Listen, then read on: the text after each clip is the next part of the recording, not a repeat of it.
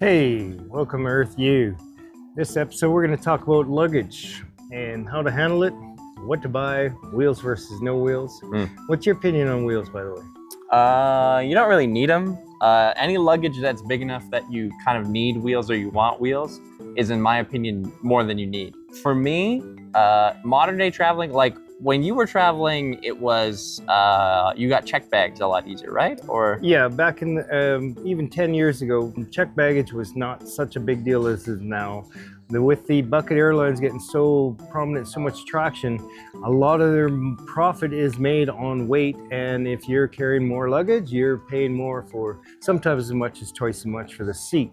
Again, that's another reason to steer away from wheels. When you say no wheels, you're pissing off a lot of people because they have storage, they have luggage, expensive at luggage. the end of the day, like a carry-on, most airlines, this is like this or slightly bigger than this is what you're gonna get away with for carry-on. Right, for carry-on. And it's like if you have something about this size, you don't really need wheels on it, right? I like the handle up here. There's like a shoulder strap that you can use if you want to use. That's really, in my opinion, all you need. Like if you're doing the backpacking thing, my take on it is that you only need to pack enough clothes to get you through like a week, right? Yeah. Because if you're there for more than a week, you're probably going to need to find a place to do laundry. You're not going to be able to pack enough clothes for the entire trip, right? You're just never, you're not going to be able to pack for a whole month or for 2 months or whatever you're going to do, right? You're going to need to do some laundry, so accept that and pack a little bit lighter. Yeah, so I love this style here. It has to, for me, it absolutely has to have the shoulder strap.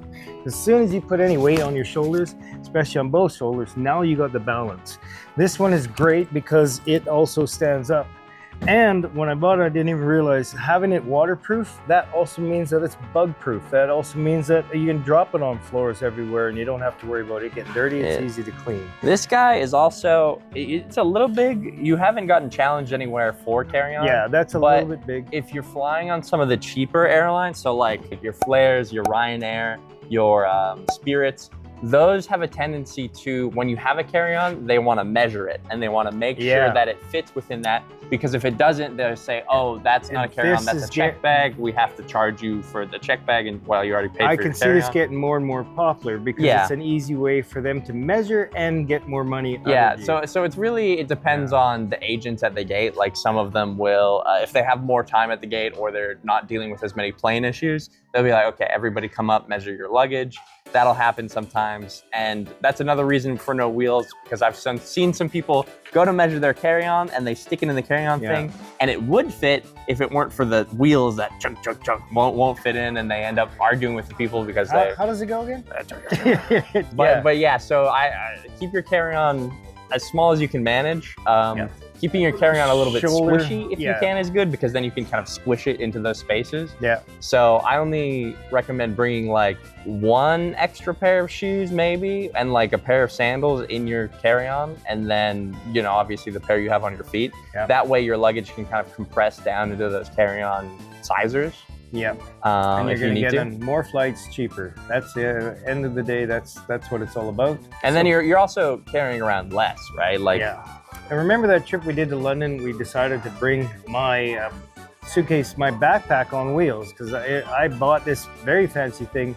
We carried it around England for 2 weeks and never ended up using it. Yeah, his idea was, oh, we'll bring it, and then if we get some stuff there, and we will have room to bring it back. But it's like we didn't really end up buying you'd have to buy a lot of clothes or a lot of souvenirs and stuff like that. The idea was sometimes you're putting bags inside of bags. And then if you are going to do a lot of walking in a place where wheels work, by the way, wheels don't work everywhere, especially if you're going to some of these places that have Europe or even we were in Central America. So that's the day that I left that beautiful, expensive backpack behind, is because we took it to England with us for 2 weeks and we never needed it. Yeah, and when we went to fly back with it, it was like over $100 to check it. That was an expensive lesson. That was and you're going to learn these expensive lessons in your travels. That's all part of the game. So in terms of luggage, what do you think generally? What do you try and pack for? These compression things are getting really popular, and I love the compression style because you can put your dirty laundry in there, compress it, you're containing the smell, but it makes it so easy to stay organized. When you get to your room, drop everything on your bed, Your dirty luggage goes over here, your toiletry goes over there. So I'm really a big fan of the compression stuff. What about yourself? I don't know, for me, it's usually, you know, I get my toiletries. I get, in this case, because we're doing the content thing while we're going, we had to bring a computer, which was a little bit of a extra thing, but I make sure to always keep that in my backpack and whatever. Backpack is like, backpack is for your day-to-day stuff. Your water goes in your backpack, your computer goes in the backpack because I want to keep it like reasonably close to me and make sure that it's kind of in a good spot. For us, our mics and stuff that you're going to be using throughout the day. Your jacket is a good idea, maybe a change of shoes. Those are all good stuff for backpack.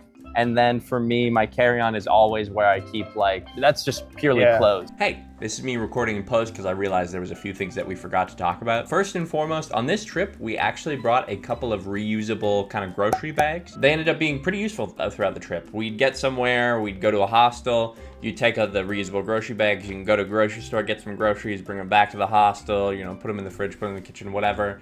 If you're doing a day trip, you can put some stuff in them. You're going to the beach, you know, you put your sunscreen, you put your towel in there, you put whatever, you take them to the beach.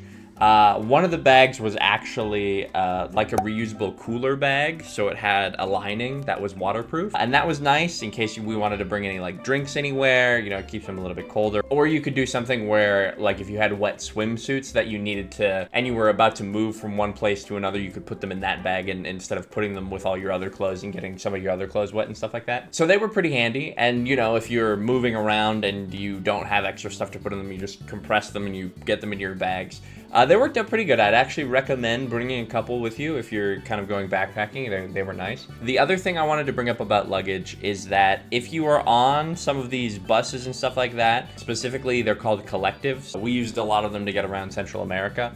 They will put your luggage on the roof of the bus, right? With that, I would give them my bag, my main bag, and they would put that on the roof, and I would keep my backpack with all the electronics and stuff inside the bus, for the main reason that if it rains or anything, you can be sure that your electronics are safe inside the bus, inside your backpack. That's one of the reasons I recommend keeping your electronics in like a backpack that's easier to keep nearby you than your other bag. Sometimes they'll put tarps over your stuff, sometimes they don't, it kind of depends, but. So yeah, figured they were a good couple things to mention.